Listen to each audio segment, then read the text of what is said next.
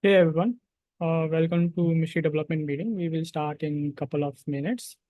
Let's allow other folks to join so that we can start quickly.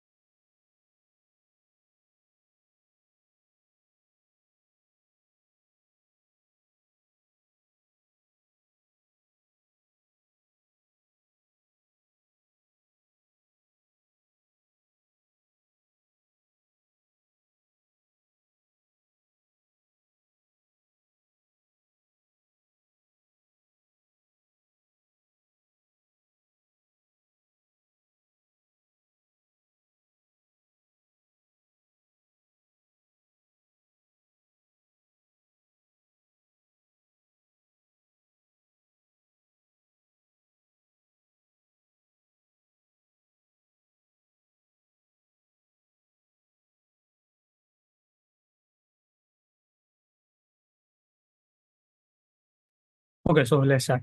Hey everyone, welcome you all to today's Meshery Development Meeting. Today is 8th May 2024. And if you are new to today's meeting, Meshery is a CNCF sandbox project which helps you to manage your cloud native infrastructure collaboratively and in various and different environments. If you want to learn more about the Meshery, you can learn from the docs.meshery.io. So before jumping onto the items, we have a couple of housekeeping items, which is one to make sure that you add your name in the attendees list. And the other is if you are new to today's meeting, we mainly start with introduction. So it's a great opportunity if you are new to today's meeting to introduce yourself.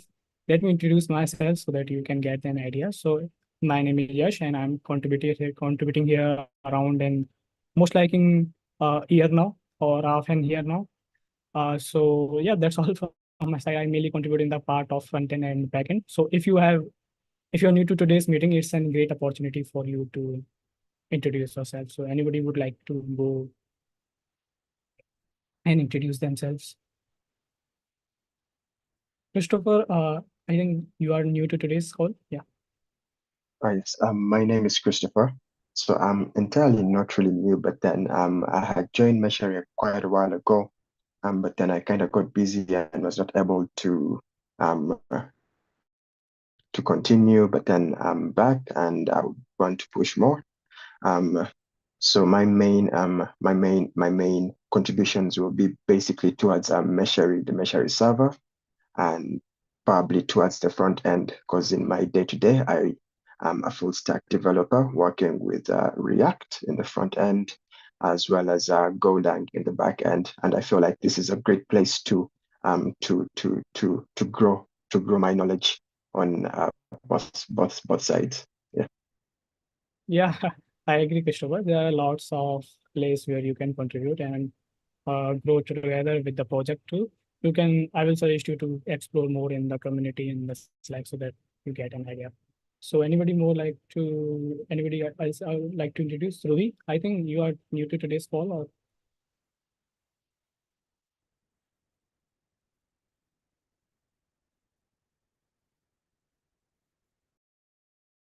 okay.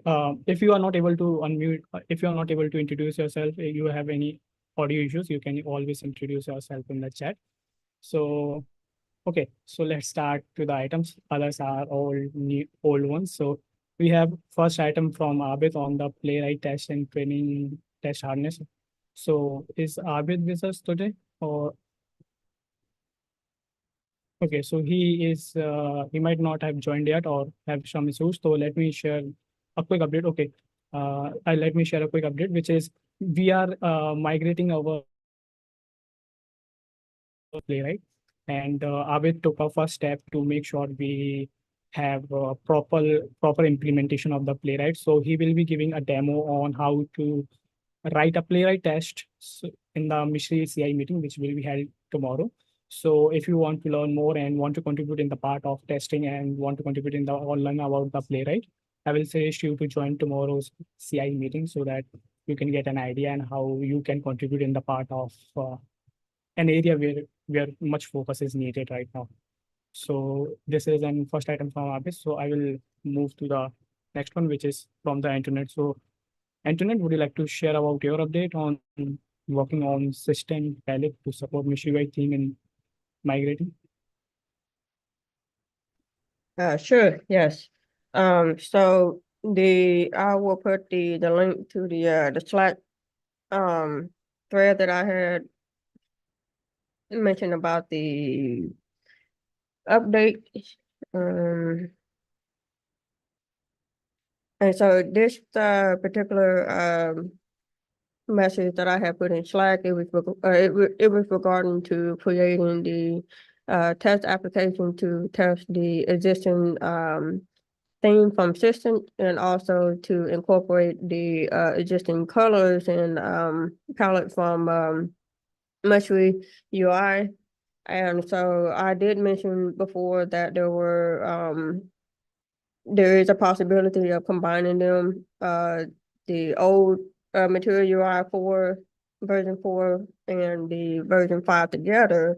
But if we were to do that, it would have to be very, very temporary, meaning that do one particular PR, get it in, get the colors to display, check any particular issues after that, and then make the transition to the newer version.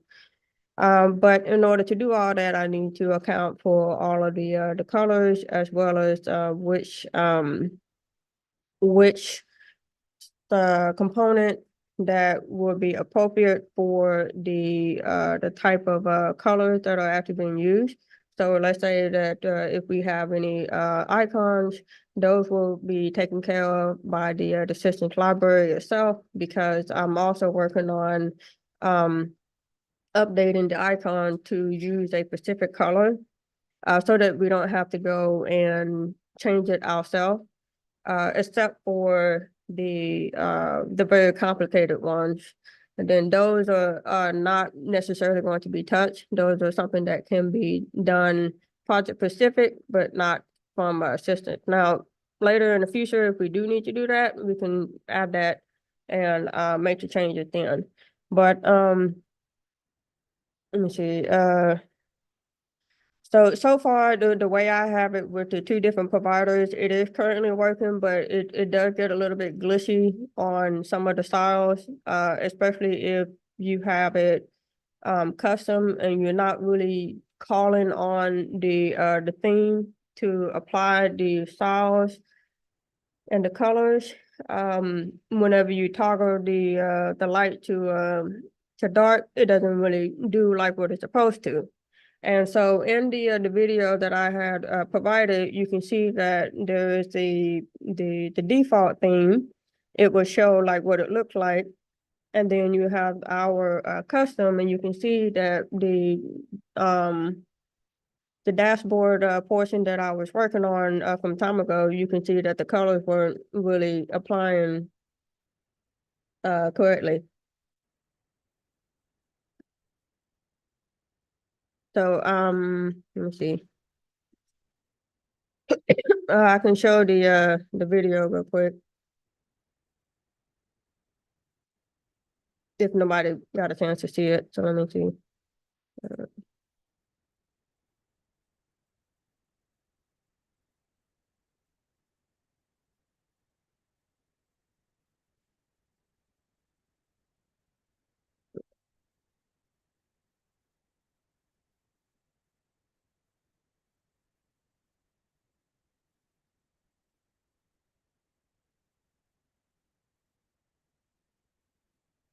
Okay, so um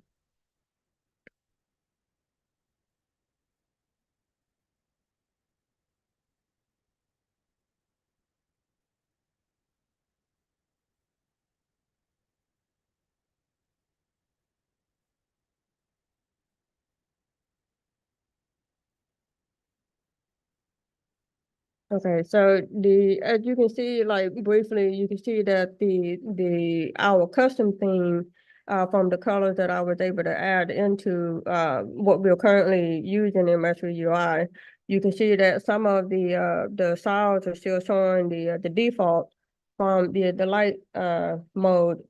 And so that means, and these are part of this is part version 5 and part version 4.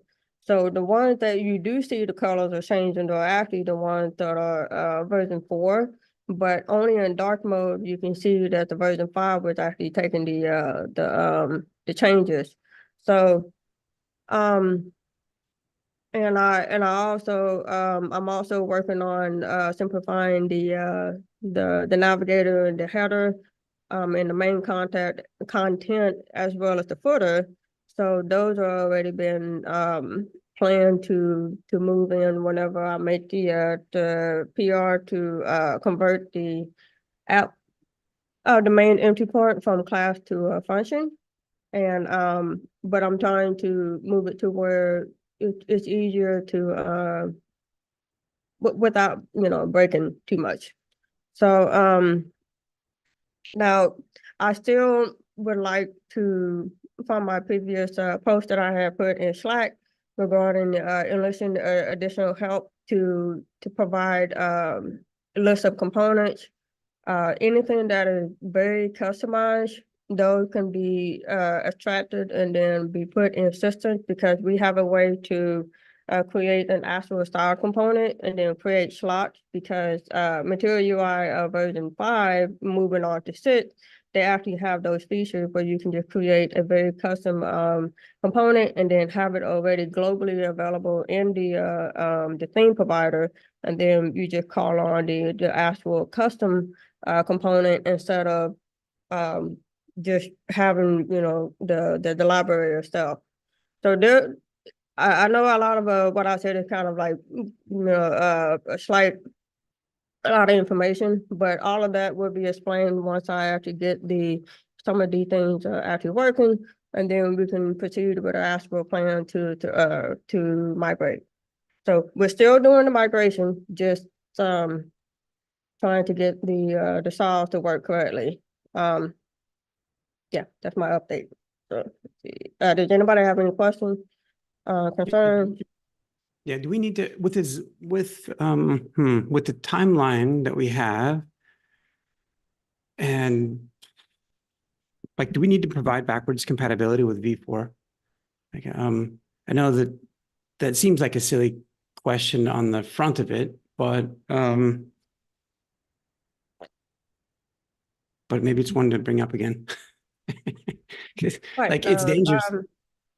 No, I completely understand. I look, from the first time that you and me, Lee, like when we actually talked about this, like the one thing that I considered was that just scratch all together and then just go straight to version 5. However, we have way too many customized components.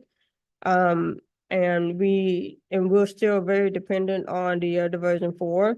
So even if that I could find a way to combine it together, which it is possible, as you can see, it just the caption and with especially with the emotions catch and whatnot, sometimes it applies and sometimes it doesn't. So I mean, I'm trying like different scenarios to see. So while we could go straight to version 5, the only way for that to happen would be is that we going forward, we will have to stop using the version 4 altogether. Use the system to define the pre-existing variable that we're already using. Take out the old one from Meshery UI, use the system directly, and then we'll have to go like each by, right. Yeah, so a big jump like that, it is risky, and that's the only reason why that I'm been very cautious about this, because I don't want to make a change like that, especially if we have somebody that's coming in brand new and we don't know, like they don't know what's going on, and it's like, why do we have like 3-4 different things when we should only be relying on one thing? So once I have that definite, I will let you know. I just don't want to do that, and then now we have to backtrack and like 3-4 times to try to get to where we're trying to get to. So yeah. So Like internet, is there anything like you're writing from scratch or converting, like there were use of make styles? I am. There are part of it that are been written from scratch. Some of them are not. I have it. Yeah, and I'm trying to put them in a system so that I can actually test it there, and then so that everybody can get visibility on what it actually look like. But yeah, it's a mixture. So So you mean that like from now we should not use any MIUI for component instead we should use system components. We do support that. Like if I am writing a new component, I should use the system component, right? Yes, yes. like Oh yeah. yeah, Go ahead. even if you're not using system theme provided, there was a component recently made use yes system is a hook. So using that, you can still able to use system components and everything. It will support light and dark mode in Meshery. Will we have this written somewhere so that anybody new to the project can read and not ask the same questions we're asking right now, perhaps? No, thanks for calling, but it is not, but yeah, like it should be added somewhere. Well, actually, the about section in the systems is currently being worked on. There's a developer section. I was going to raise it, but now that you mentioned, the developer section probably should have all of these information. So when that getting started, there's a section for designers and a section for developers, where in other developers you can have guidelines on the packages and whatnot that's or the guidelines and the procedures that's meant to be followed. So maybe we might want to talk more on that. But yes, there's a page dedicated to that. It's just not complete yet. It's currently being worked on. Okay, thank you, X. If there is any question regarding system, please ask internet and Yeah, got a couple. Yep, this is good. Thanks for helping push us along, Yash. And actually, maybe while Antoinette was like, now that we have the discussion going, now is not the time to push it along necessarily, but while Antoinette was going, maybe to help get it going. So good. The assistant project is quite organized in the issues. Antoinette in particular does a wonderful job of helping outline what's needed to be done, laying out achievable roadmaps, like bite-sized chunks for what is up and coming. The project is in need of more organization or a little more help in a couple of other areas. And I think some of us are aware of this already, but one of the areas is the question that Sandra just asked, which is, how do you use this thing? Or what are some of those design principles? The link that Vivek has shared, Vivek, why don't you share your screen and introduce Assistant to folks? I think some of the people that are on the call don't know what we're talking about for the last 18 minutes, maybe. Does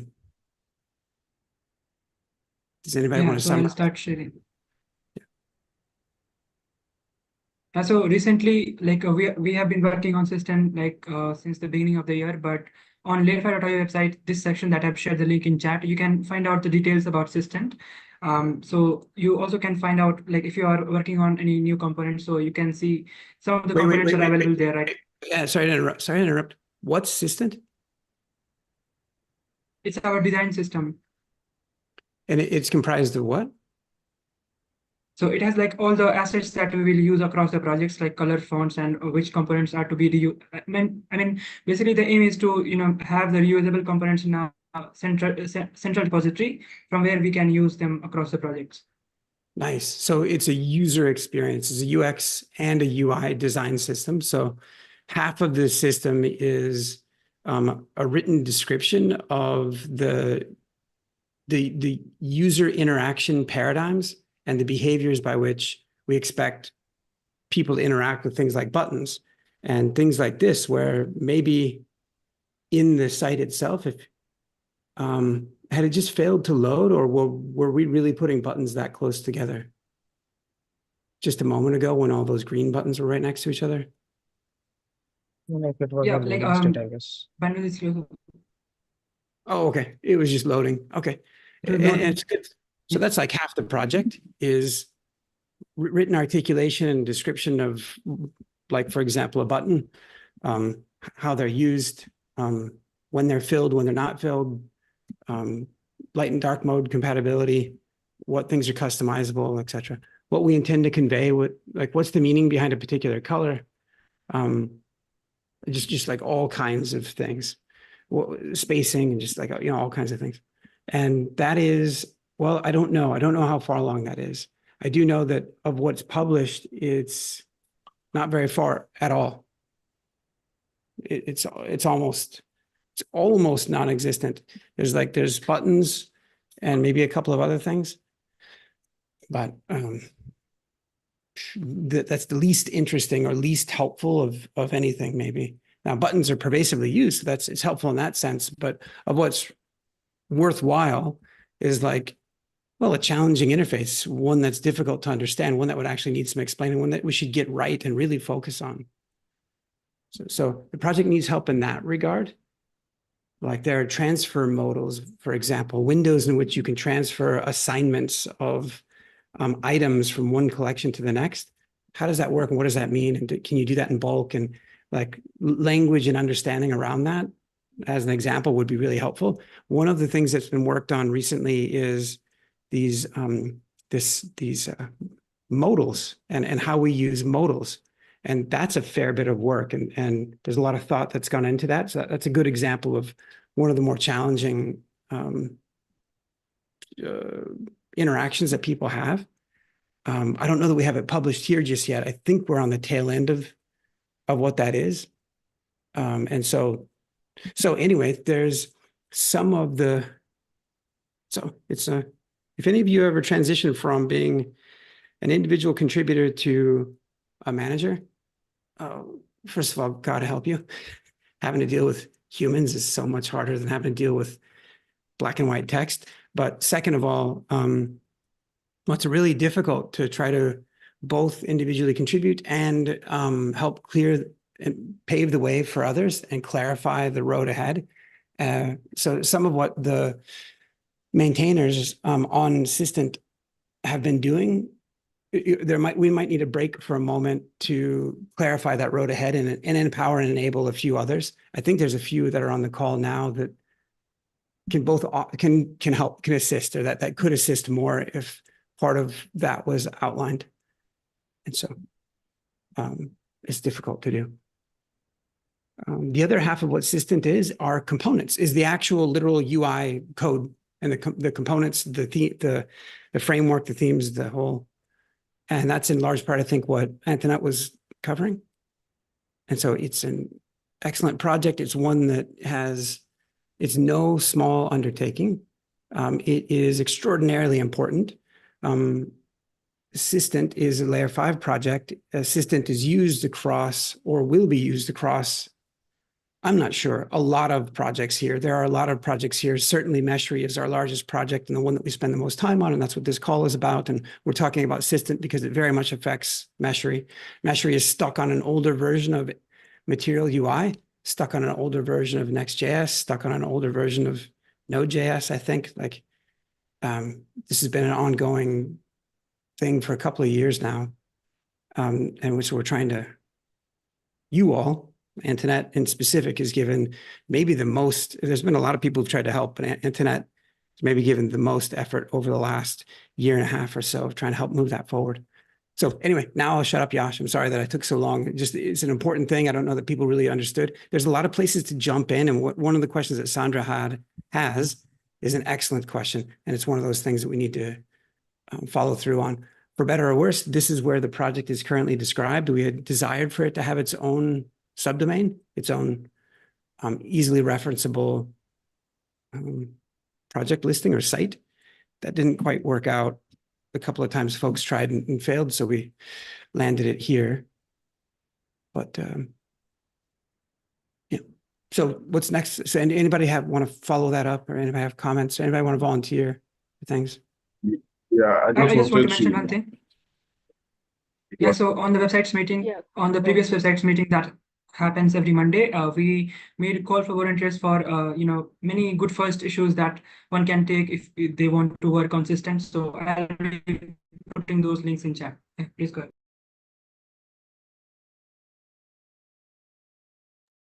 Rex, you were saying something? Yes, I wanted to follow up with that pertaining to the description of what systems is about and how it works, and a bunch of the other stuff, like Lee said, yes, there's not needed in that aspect. Someone already shared the systems Figma file here in chat. 3 pages are left to be fully created for the entire about section for developers and when they ask questions. The other one is for designers, and which is what I'm currently working on. I wouldn't share my screen now, so it doesn't take much of the time, but maybe I'll create issues on these different pages so that the contributors can come in and populate these pages with developer guidelines on how to go about implementing the system, making use of systems, those packages and whatnot, so that at least we can have that about section out there, and then we can also proceed with other components and Okay. It would be helpful if you create the issues, then others can like jump on them. So I think Sangram, you were next. So would you like to share about your update on Helm chart? Import of Helm chart does not add an report chart, or this is Well, an issue. yeah, thanks. Well, I don't have any update as such in the context of what goes on in the dev meeting, but something for the developers here to kind of either clarify or maybe think about it. So what happens currently is if I import a Helm chart in the design, and when I deploy it, it does not create a repo or a chart in the system itself. So question is that by design? The reason I'm talking about it is there could be situations where someone might not have access to Meshery, or for whatever reason Meshery is not working, and let's say you want to upgrade the chart, you would have challenges doing it from the system itself if you don't have the chart listed there. Right now, some charts are very simple. Let's say it's called one deployment, one service. Maybe it's very easy to kind of update the deployment, and all of that. But if you have a complex chart, I'm taking an example of, let's say, cloud native Postgres operator. That's where, my experiments brought me to this question. It's pretty complex. It's got a lot of components and resources that we're creating. And at some point, if I want to upgrade that chart, and for whatever reason, I want to do it from within Kubernetes, I cannot, because I don't have the chart listed there. Now, if it's by design and we want the entire thing to be through Meshery, sure, that answers the question.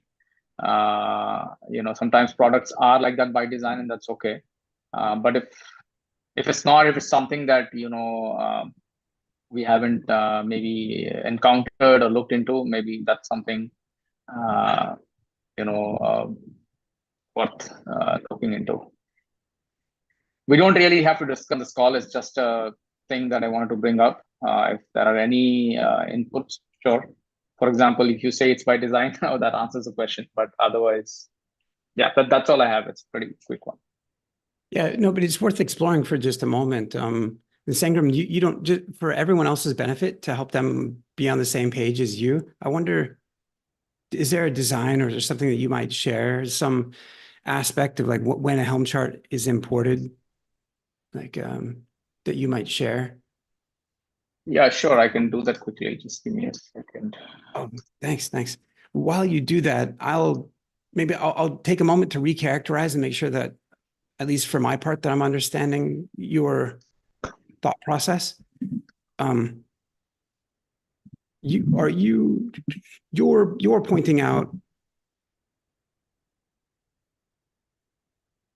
the thing that you're highlighting is sort of, excuse me, the lack of ongoing continuity between a Meshery design that someone invests time into and enhances and curates and helps run their infrastructure using the design, the lack of ongoing continuity with that of perhaps the Helm chart that they originally sourced from, or perhaps the Helm chart that they continue to use in their deployments.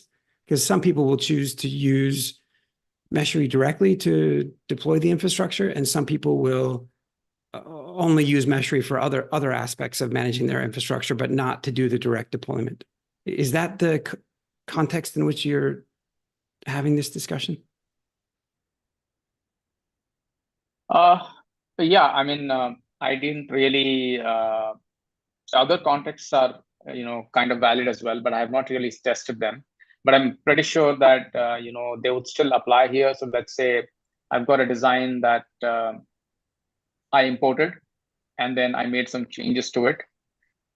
Sure, from Meshery, I can control the design, make changes, update the deployments and all of that.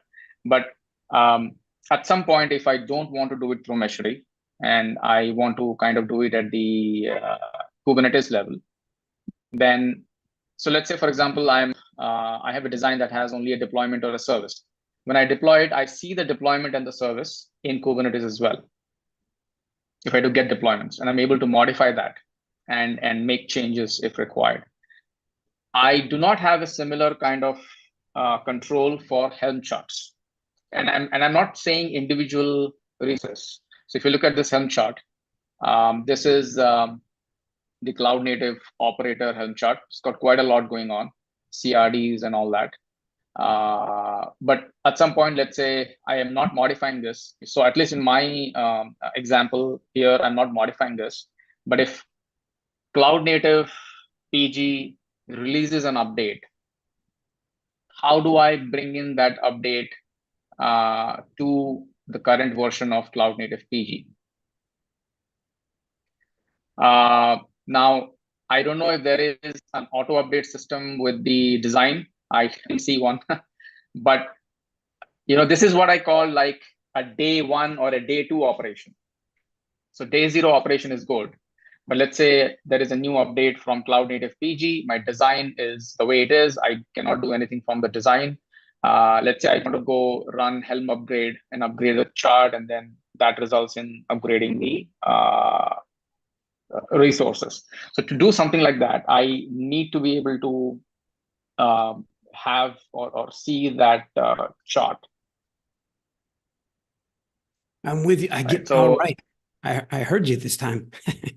Yeah, I'm with it. So good. I don't mean to interrupt. Please continue.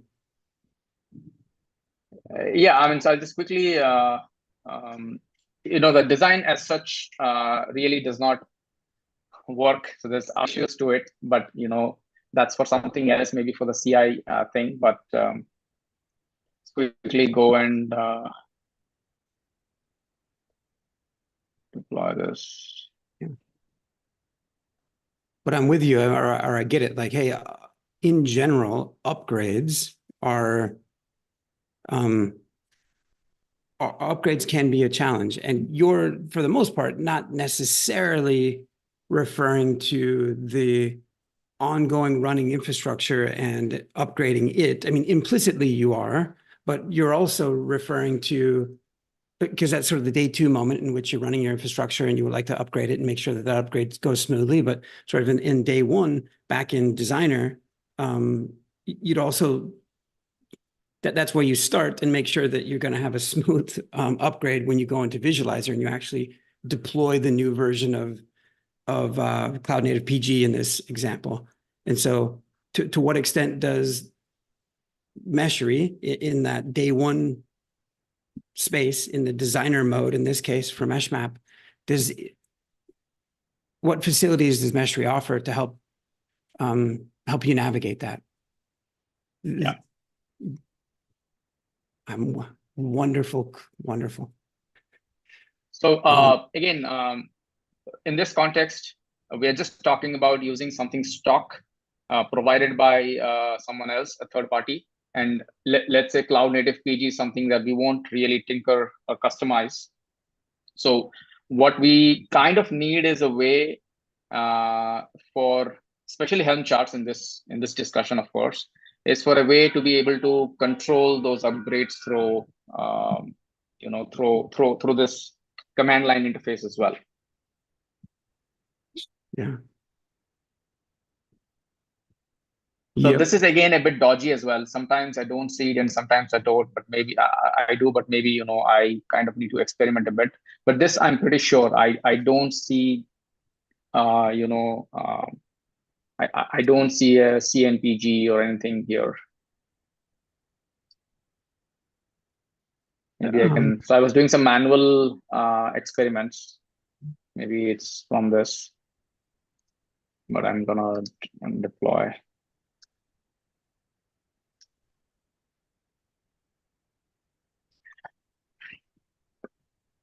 Unless what happens is it takes a lot of time for it to reflect. That I haven't checked. So I'm sorry if that's the case and, I've wasted everyone's time. Okay. Okay. Actually, maybe part of your very explicit point is that you've done a deployment of cloud native PG in this case at V1, and now there's a V2, and you've upgraded those components, or you've imported that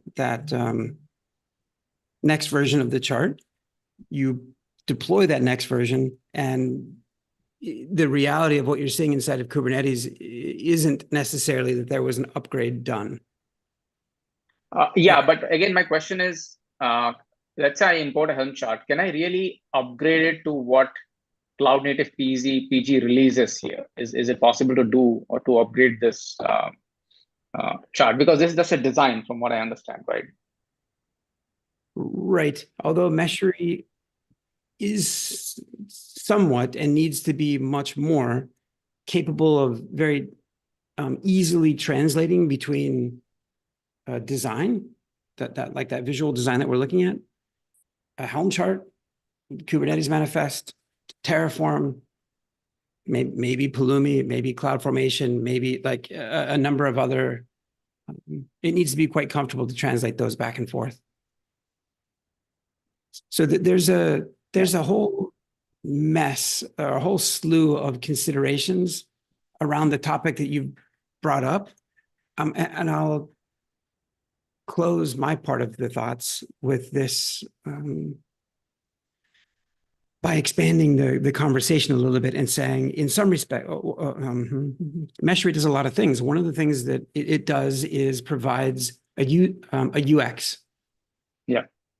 Like it's a director level piece of software. It relies upon the intelligence of the underlying systems. Shivai Lamba is here with us today, and he's focused on Couchbase as a piece of technology. And Couchbase is quite intelligent and it does a lot of things. Meshery in no way wants to overlap with those things, or wants to complement all of it wants to elevate the intelligence of the underlying infrastructure and empower users with the intelligence of other systems. So, okay, fine. So that's the most novel. That's sort of the crux and core of what Meshery is doing. It's providing collaboration. Hopefully it becomes a Google Docs for infrastructure. Right. So essentially, that's where I'm in from. So what I think is that if this is just that, then once you have done the day zero deployment, you need to be able to, upgrade the charts as required, as and when there is a new release from cloud native PG, or for that matter, anything that's been imported. So design has been imported from a certain version of Helm chart, but then you would want to kind of be able to do that, even though it's not from Meshery. It sounds like we expect Meshery to have that kind of features, like you said, but I think it should be pretty much doable, from here. Yep, totally. I wasn't quick enough with getting to my point. The next point, what I was sorry.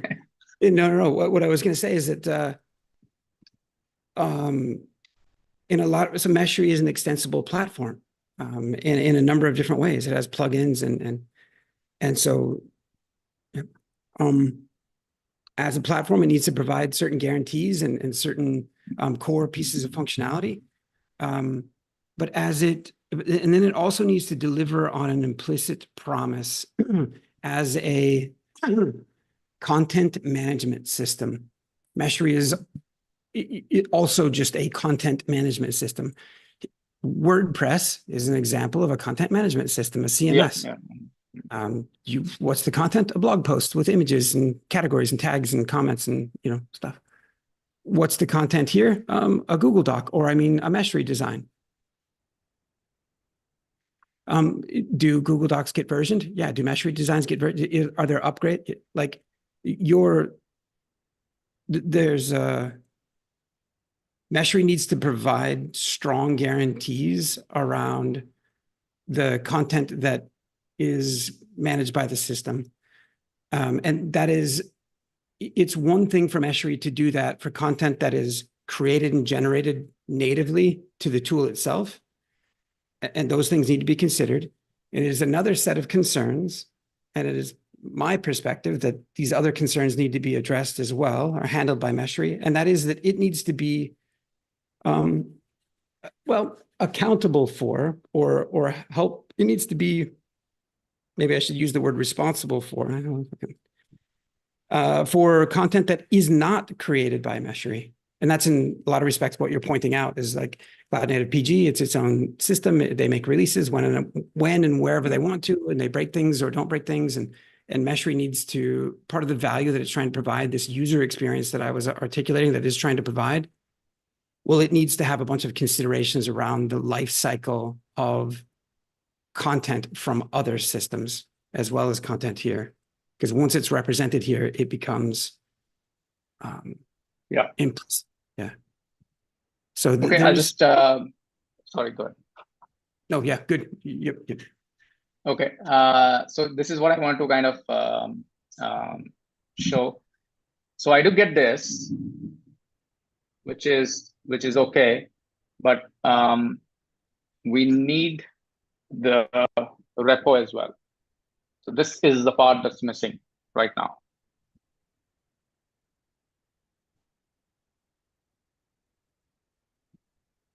Shoot, I missed that. Uzair, did you hear that? Yeah, he's the same articulation he's trying to say is that because Sangram has imported an Helm chart of like Cloud Native PG. So and if you go by Kubernetes way, then there should be like addition of like a repos inside.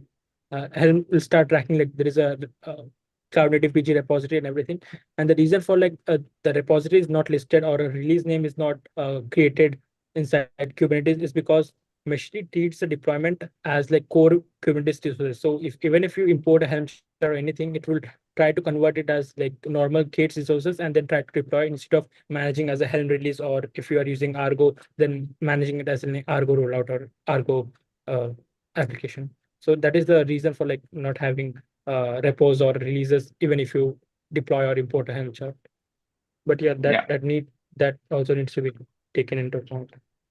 So it's partially working. So this part here gets reflected, which is the Helm list, which is okay. But if I want to upgrade this, I cannot do it without the chart. So I guess what we need is, if someone wants to do an Helm upgrade, a way to kind of add the chart if possible. I'm not saying it should be done immediately or something like that. Maybe this is something that the team can think about, and there can be more opinions around it, and have some sort of a role to kind of okay, that's I wanted it to be quick, but taken quite some time. That's what I have. Okay, thanks. Thank you, Sangram. I think if required, we can have this conversation continue on the Slack channel also. So let's jump to the next topic. Let me share my screen, and I think we have organized a little bit the list. So Shiva, would you like to go next and share about the Couchbase operator integration with Meshery? Yeah, thank you so much. So just to give some background, I recently joined Couchbase, and I was just having an interaction with Lee, and he mentioned that we already have like a Couchbase integration with Meshery. So I mean, I actually would just love to know more about how does it actually work. It is more on an informational side of things, and how we can better integrate this with Couchbase. So I mean, one of the things that I'm focusing on is really helping integrate Couchbase more into the Kubernetes landscape. So right now we have something which is known as an autonomous operator within Couchbase, which allows you to just install the necessary Helm charts to deploy a dedicated Couchbase server, which is like a source open database. With all of the input dependencies, and you define your CNI or CSI and all of those things. But just seeking more integration opportunities within within Meshery, and what would be the scope for this. So yeah, would love to know, Lee, if you could probably share, and how we can look to build some integration with Meshery. Just because I typically talk too much on these calls, does anybody else want to take a crack at describing this? So one of the possibility of like how we can integrate Couchbase inside Meshery is I will cover like how we are integrating the different models and different things. So here we have one of the integration that Shiva was talking about, the Couchbase operator. So basically these we have this model, and these are all the components around it. So and all of these components can be like interlinked. So interlink in a way, in a concept called like relationships. So for few of the models that we are like focused on, for example, like Kubernetes or Prometheus, we already have relationships defined. So with the help of this like different kind of relationships, the edge ones, or the permissions, the mount and everything, we can like better represent Couchbase and have like a close integration around like how the resources in the Couchbase operator work out. So this could be one area of integration So for at the moment, Couchbase. is this integration already built in? Like, is it usable, or that is more for a demonstration of what it could look like? Yeah, so I will say like the integration is half baked. So like you can use the current Couchbase integration, but it will not be like more like it will not be as smooth or as appealing as compared to Kubernetes, because we have like curated Kubernetes model to have like more better integrations with relationships and everything. But still, you can still use the Couchbase integration, but the experience would not be that that vibrant. Okay, Yeah, so well, to be clear, the integration works. Like you can take a design like Sangram was showing a moment ago, that visual design, and find that list of Couchbase components that Uzair was sharing a moment ago, drag them into the canvas, and configure them and provision them. Provision the operator and configure the operator, each of those custom resources. Those are supported today by Meshery. So it worked. However, the second half of what Uzair was saying is that you know how some of the components, you'll see a line between them, or you'll see some components that are enveloped by another one, or there's a number of different visual styles in which relationships are shown. So you know, if Couchbase requires a persistent volume, then and Matthew, feel free to unmute if you. I think we might want to update the color here, maybe to more of a maroon or what have you, but yeah, like if Couchbase requires a persistent volume, great. You can grab the Couchbase operator, configure it, you know, to do the things that you want for it to do, as well as you can provision a persistent volume and a persistent volume claim. The issue, or the half-bakedness of Meshery's support for Couchbase specifically, is like the line that we're seeing right now, that experience that just happened right now between a standard Kubernetes pod, and when Uzair drew a line from the pod to the persistent volume, magically, the persistent volume claim was created, because the Meshery is aware that of the types of relationships that a pod is allowed to have with a persistent volume. Yeah. Yeah, yeah, exactly. There's 18 different types of relationships it might have. Some are with cube armors, some are with persistent volumes, and so but we're missing specific ones with Couchbase. So it takes a domain expert for each of the integrations to someone to come over and say, oh, well, the Couchbase operator, this component, here's how it relates to the other. Here's what makes sense here's how those components relate to other components. And those are easy enough to describe. That work is relatively straightforward. And there's a few people on the call who can assist. But largely what the community is missing, if you consider that there are 200 plus integrations, like we're missing 200 plus domain experts, or like people that have some amount of familiarity and expertise with that particular integration. So, Shivai, we stand to do, this is a wonderful thing. I don't know how many of you guys know, but Shivai is one of our first mesh mates at Layer 5. So Shivai is just an OG, if you will, here. And he's been off doing a variety of different things.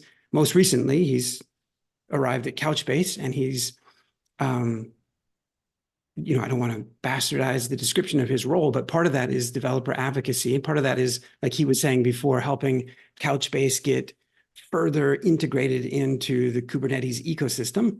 Meshery is, well, it's I think a wonderful opportunity to do that. Not only is Shivai quite familiar with Meshery and the community, but also this interface is a great way to teach people about how Couchbase works, to actually orchestrate it and have stand-up environments, do demonstrations.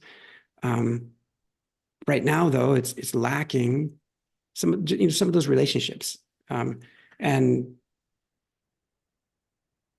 yeah. So Shivai, that's one. Like, there's a couple of next steps that we might take if this makes sense to you.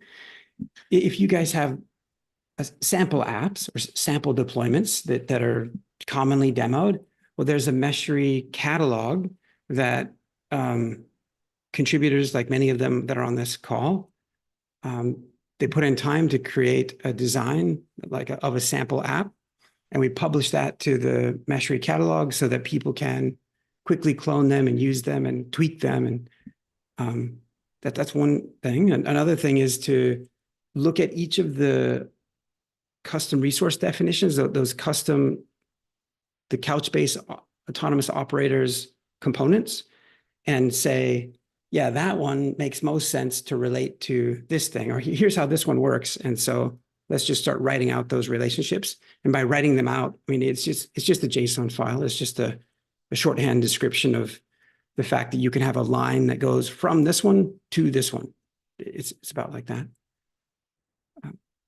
And then there's a bunch of activities to do about sharing blog posts and live streams and things like that. I don't know. Does that sound about? Is that about what you were thinking, Shivai? Yeah. That's really helpful to know. So thank you so much for describing that. The only one question, just out of curiosity, was that in the mesh map, when you added like an example so there were like bunch of different like within the operators, there's a bunch of options. But once you selected the option for, like, let's say if you could go back to the mesh map once, I think since you're showing the mesh map, when you selected an option, for, let's say, so if you're adding like a component if you scroll down, like, let's say just a Couchbase cluster. So is that actually taking those Helm charts and deploying a new cluster on top of a Kubernetes cluster? or this is just for the visual, like sake of visual representation. Only on once you run an action of creating, like, you'll, of course, like once you do that, you can assign a number of pods if you're having a multi-node cluster. So I was just like curious to know if it's actually deploying a new cluster using the Couchbase operator. No, so when you like use the interface and you are just like adding components on the canvas, you are just in like the designer mode. So up till now, Meshery has not like provision anything and everything to ensure like your resources are getting deployed. You come here and like go through the wizard and deploy your actual stuff. Then at that moment of time, Meshery server like will reach to Kubernetes or the underlying infrastructure to provision resources. So as you are like dragging, you are like just for the sake of visual representation to configure your resources, but not actually remember. Sounds good. All right. Oh, but yeah, I think actually, just so we're sure, I would have answered the question with a yes, that like not in that very moment that when you drop the component onto the canvas, does it instantly realize but yes, Meshery is an orchestrator, and when you tell it to, it will make sure that, yeah. All right.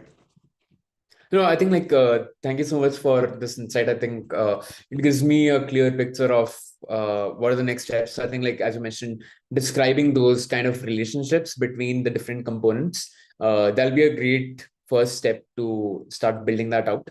And because, of course, you always need an external database store whenever you're dealing with a large application. So having that integration built into MeshMap will be great. Yeah.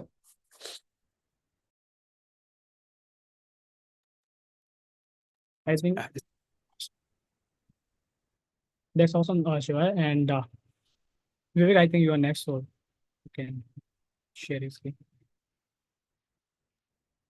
So I will quickly make this call for volunteers, and hopefully my screen is visible. So I have already opened these items.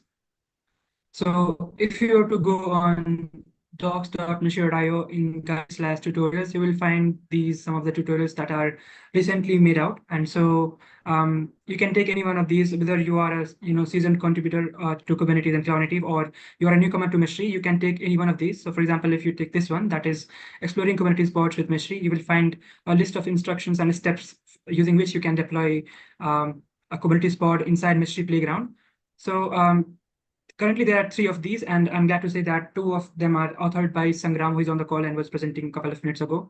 So thanks to Sangram. So basically, the ask for this call for volunteer is that we already have like these tutorials, like they are either being worked on or are already finished. So you can suggest few more topics. So you can use our expertise and suggest those right here in the GitHub comments. I'll be sharing this issue link in chat, or if you just want a tutorial on any of the collaborative concepts, you also can mention that. So that was basically it. I've shared the this issue link in chat, and so that's why when you suggest, they will appear right here. So yep, that was about the item. Thank you, Vivek, for making a call for volunteer. So let's quickly jump to the next topic, which is from Matthew. So Matthew, would you like to share about your endpoint change in the Meshery server? Yes, can you hear me? Yeah. Have you already created a PR, or you want to discuss? No, it's not yet done. But just to give some context here, what I want to do at the beginning, I wanted to create a new command in Meshery CTL to view a connection by ID, but I realized it was not implemented in the Meshery server. So when I went into the code, I saw that we had already the API integration connection kind, which is currently accepting a get method. And if we want to use a connection ID, it required some changes here. We have talked in the Slack link I provide here. We will just remove the connection by kind, which is currently available, and replace it by connection ID. And I just want to validate with you guys before if there's any concern about it. And because for me, it looked like a breaking change. So just to be sure that I don't miss anything here Okay, so I think it would be before. nice if we don't remove this API. Instead, you can quickly create a get connection by like get connection by ID. Uzair, I think you haven't released the PR, but this is something you already implemented, if I remember correctly. Yeah, this endpoint is available inside Meshery server on recent release. So yeah, that's what I'm trying to say, Matthew. I think recently, yeah, Uzair made sure that we have this API. So like instead of replacing, you can use this API for creating a Meshery CTL command so that you get away from your blocker, and this is not required right now. That's what my suggestion is. Okay, I can just remove it. No, you don't need to remove. You just need to update your Meshery CTL command that you were working on. This API is now available in the latest release. Oh, it's already okay. Sorry, I miss it. Okay, good. Thank you, Matthew, for sharing about that. I think yeah, we are on time, so I will wait for 5 or 10 seconds. If there is any urgent item, then anybody would like to discuss, we would love to discuss right now. If not, we will wrap up today's call. So, is there any important item or urgent item we should discuss? Yeah. Okay, I just wanted to ask a question, Ijoma. I Yeah, think yeah, you've scrolled down. So for this PR that's been open since, that's for the adding an interactive pagination.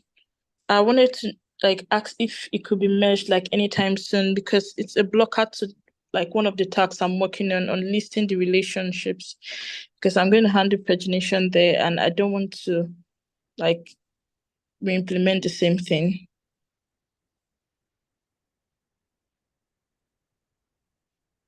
Okay, so if I heard correctly, like you are asking for to review and merge this PR quickly, right? Yeah, so I can open the PR for listing relationship. Okay, so this is a blocker for you. Okay, we will make sure Yeah. that some of us review that today. Okay. Thank you, EJ. Is there any item from your side? No, I'm just working on I think there are like 4 items for handling the relationships command. So I've currently implemented that for list, and I already implemented for listing like the relationship. Then I'm working on searching. So yeah. So once this is merged, I'll open my PR. Once this is like approved and merged, I'll open my PR for listing the relationships. That's all. Okay. Thank you, EJ. All right. Okay. Is there any other item that anybody would like to discuss? Probably I just wanted to mention that I probably need some help with with setup. I'm kind of having an issue with uploading a cube config file, in that I just get the error of no reachable context found. So I'm not sure how to probably go forward, and just wanted to know if I could get some help from anybody. Thank you, Christopher. I think yeah, you can open a new discuss forum post, and you can ask for if you don't know about the discuss forum post, you can ask for it in the newcomers channel, and others will make sure that you get the help. Or I will also suggest you to go make sure that you check out the docs. Most of those troubleshooting errors are already present. Thank you everyone for joining us today. We have left some couple of items this week. We will make sure that we cover them next week, same time. So before wrapping up the call, I will suggest you to join the tomorrow's Meshery CI development meeting, where we will be discussing about the DevOps and Kubernetes thing. If you have interest in that area, I will suggest you to join that. Or we will also do a little bit of training and a demo on the playwright test and how you can get started with the playwright and contribute in that area. I will also suggest you to join the newcomers meeting if you are new to new Layer 5 community. In that meeting, you will learn more about Meshery and how you can contribute and how you can get started. So thank you everyone for joining us today. It was a great meeting. We have discussed a lot of items. See you next week, same time. Bye, everyone. Bye. Jose, can you stay Bye. behind? I have something to say.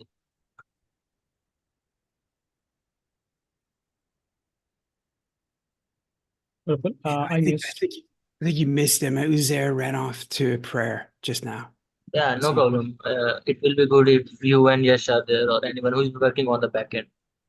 Oh, okay. Yeah, I'll hang out.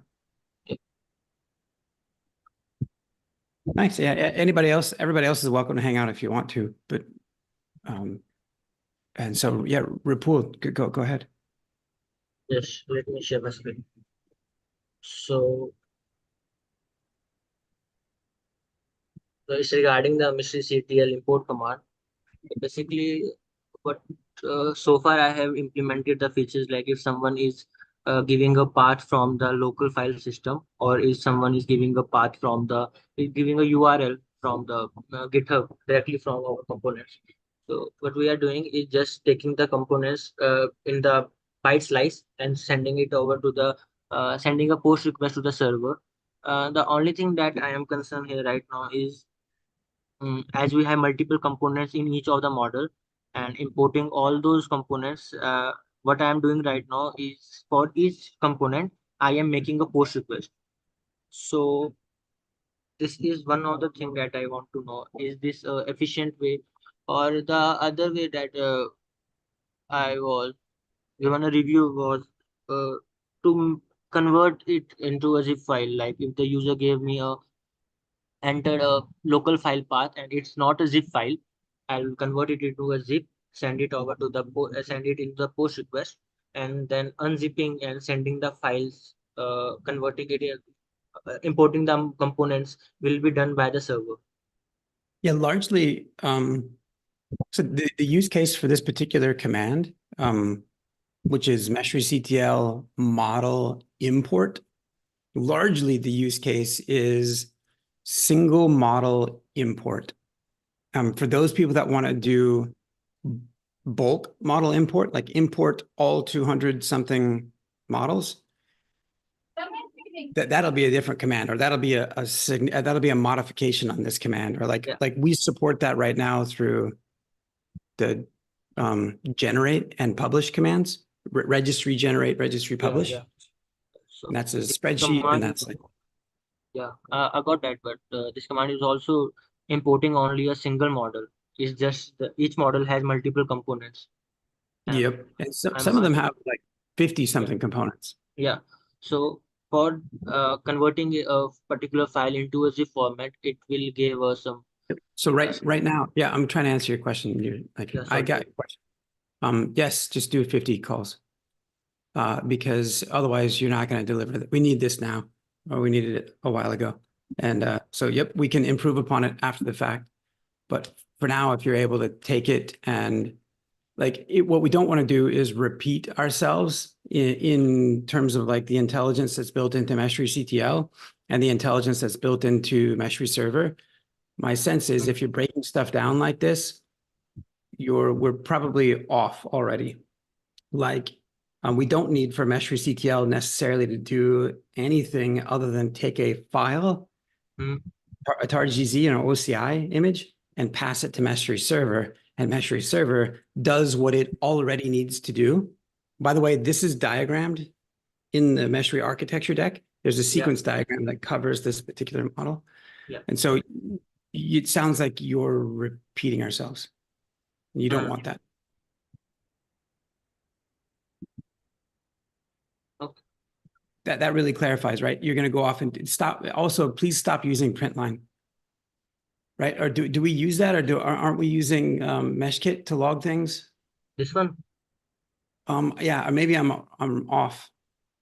No, this I just wrote it down for my understanding. If the components are getting imported properly or not. Yep. Except you know what happens?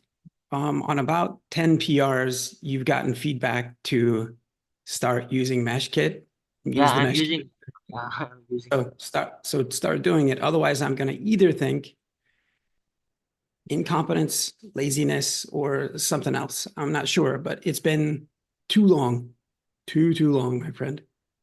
And I know, like, hey, this is just quick debug and stuff, whatever. But guess what happens is people get in a rush and they commit it.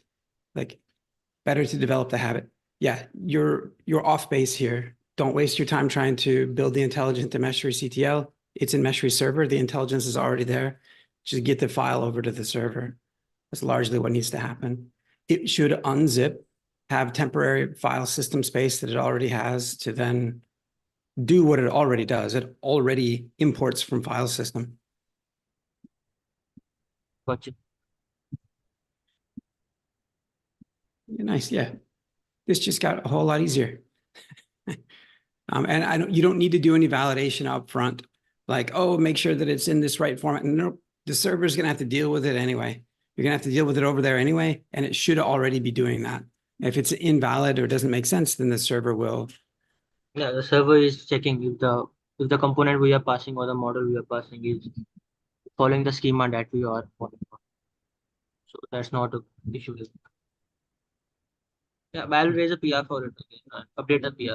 I'll let you guys know.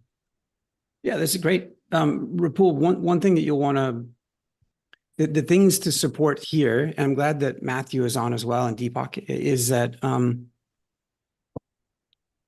there's a couple of ongoing challenges inside of Meshery CTL where you might try to import a Kubernetes manifest, or you might try to import a Helm chart or a Docker Compose file or an existing Meshery design.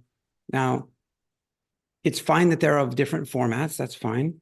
Meshery CTL isn't the one to deal with that anyway. Meshery CTL's responsibility is to like bridge the divide between Meshery server's REST API and the human interaction that's happening on the client. The server could be local, it could be remote. It's a network call either way. What Meshery CTL needs to do to get right, first and foremost, is UX. It's a user experience. So it needs to get that right and help people figure out how to like import things into the system, whether it's a model like this or a Helm chart and people want to import things by pointing to a URL, a HTTP URL, or pointing to a local file system, like you were saying, Rapul. Yeah. And that's about it. Those are about the only two use cases that we really need to support at the moment. It's sometimes people might want to point to their local file system and say, yeah, it's contained in this folder, and I want you to recurse this folder. Sure, that would be ideal. Let's not let that get in the way of us just having a good UX to start with. Something that's happening right, like that isn't the case right now. Those Meshery CTL pattern import doesn't work, or it doesn't work in a number of situations. It had some hard-coded stuff around GitHub URLs and shouldn't. It's just generic HTTP or local file system, and we don't need to recurse the folders at the moment. If it's easy enough to, great. If not, we need to be able to accept a tar-gz or an OCI image. What's an OCI image? It's a tar-gz. That's all it is in a specific format, but it's just a tar-gz. And those artifacts, Meshery CTL, again, it doesn't need to be intelligent about, it's an over-optimization for us to express any intelligence over those files and say, well, is it a YAML file, or is it a YAML file and does it meet the Docker Compose format? No. Let the server handle all that. Just transport the file to the server and make sure you provide the user with a response to let them know what's going on, whether or not the server was successful or not. Make sure that we have standard good UX, like, oh, we tried to import, but we don't have an auth token. Please auth. And we need to, like, that's the kind of stuff we need to facilitate. Yeah, gotcha. Cool. Deepak or Matthew or Rapul, anything else we should cover? Yeah, no, that's it from us. Okay. There's one thing for me. On my own. Oh, yeah. No, nothing on my own. Oh, okay. One thing for me, there's a change that's in flight at the moment. It's like sort of halfway done and kind of halfway not. And I think you guys might be aware of it, but we could really use somebody to own it and kind of drive it to completion. And it's this trend. We had a command called app, Meshery CTL app, and we got rid of it. We consolidated that functionality into the pattern command. And Rapul knows where I'm headed with this. And good, that was the step one. Step two is to take the word pattern and just switch it with the word design. Because that's what we deal with Meshery designs. And there will be Meshery patterns at some point, but that's a different topic. And so we want to provide clarity here. And I think the maintainer, Aditya, Alpha X86, he has an open PR. We just need to finish it off and make sure that the docs are updated. If you haven't read and I think all of you guys have, but the contributor guide for Meshery CTL, it has a couple of specific sections about how docs work for Meshery CTL. Some of it's auto-generated. Some of it requires a little bit of manual massaging. That manual massaging, we only do it because Alpha X86, and I wish he were here I've said this to his face any number of times, he's incapable of figuring out how to automate it, but it's completely automatable. We don't need to do the manual update of some central index file that keeps track of all of the commands and subcommands and flags. All that's there in the Golang itself that can just be analyzed and generated along with the rest of the docs. So.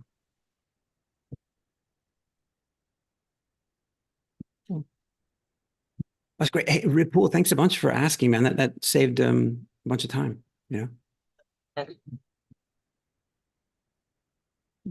Gentlemen, anything else? Are we good to go? All right, very good. Yeah, thank you, Matthew. Yeah, hey, see you guys later. Yeah, bye, Deepak.